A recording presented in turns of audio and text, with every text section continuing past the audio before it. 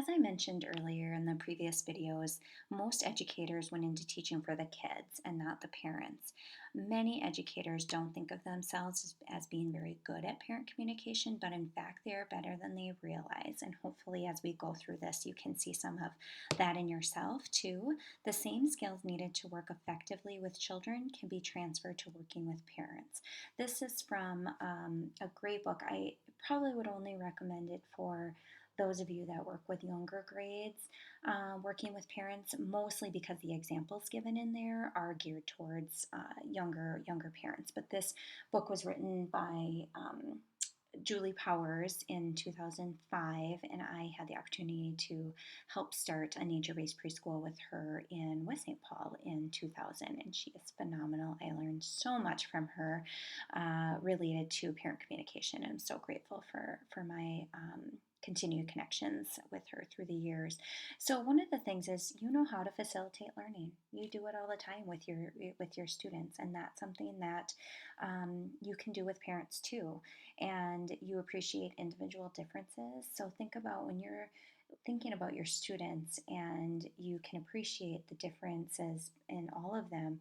Start to think about that with parents too. If every parent was the exact same, all of your students would probably be the exact same too, and that wouldn't create a very enriching environment, correct? So, being able to appreciate that as a teacher, you focus on development. I'm sure you're always thinking when you're creating your lesson plans about what is developmentally appropriate, no matter what age they're at. What when I create this lesson, what do I need to include in it that that the student will actually understand it and be able to move forward in their learning. And so going back to the last video of parent development. So if you have the ability, which you do as a teacher, to focus on child development, you can also be thinking about parent development. Most teachers are warm and caring, and that is a skill that benefits teachers greatly when they're working with kids, and it also benefits greatly when communicating with parents. And I should say, I didn't say this earlier, when I'm saying parents, I really am referring to whomever it is that you are, who the child is cared for when they are not at school. So that could be a guardian, it could be a foster parent, it could be an aunt or uncle or grandparent.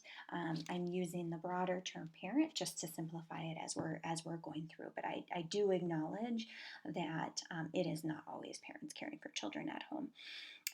You're willing, hopefully, as a teacher, to give others the benefit of the doubt. Think about how often you do that within your teaching day, and that is something that will benefit you too when you're working with parents. That assuming positive intent is the best way to go into communication with parents. If we go into communication with parents, a parent thinking that they are out to get us or that they don't have the best intentions for their child, we are not going to be able to have a successful discussion with them, and we want to be able to move away from having some starting it off negative.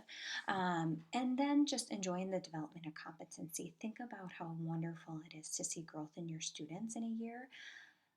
I have really come to love that in the parents of my students.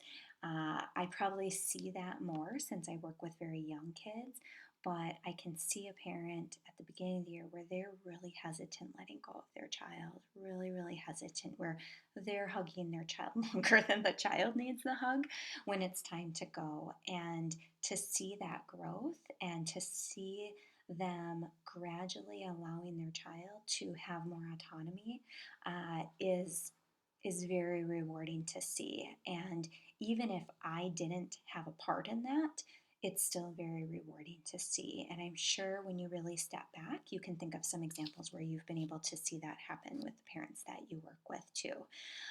Another thing that's very important to keep in mind is that parents and teachers do have different roles. That is how it's supposed to be, right? This is from Lillian Katz, 1980. And when we look at the scope of functions, parents is limitless, right? Like they feed the child, they provide shelter, all of these things that parents do. Now, although the roles of teachers have really expanded, they are still a lot more limited, of course, than parents, and they are more specific.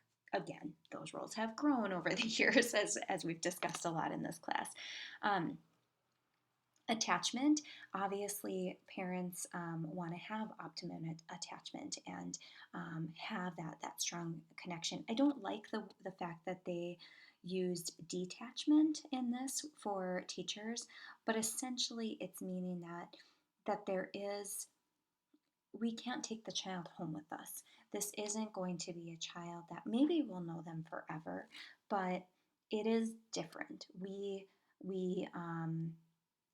yeah, I don't love that they use detachment here, but you understand the difference, that parents need to have that really strong attachment. We want to be attached to our students, but it is very different, and we want their main attachment to be their parent at home.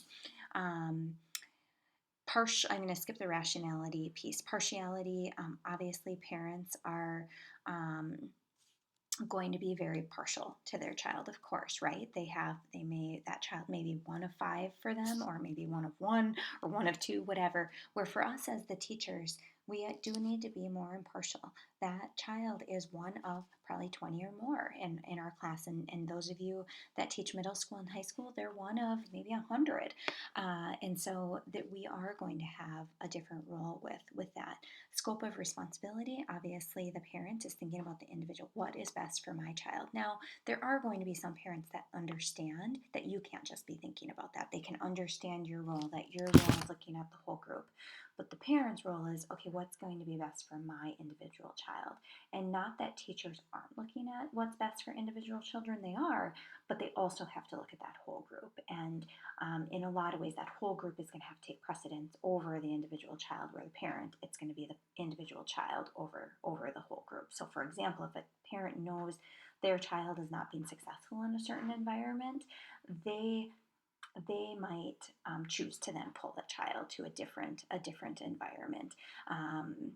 Intensity of affect, obviously parents can get a lot more emotional about things that are going on with their child. We, of course, will still become emotionally attached to some of our students, but overall, our affect is going to be much lower than it would be with parent.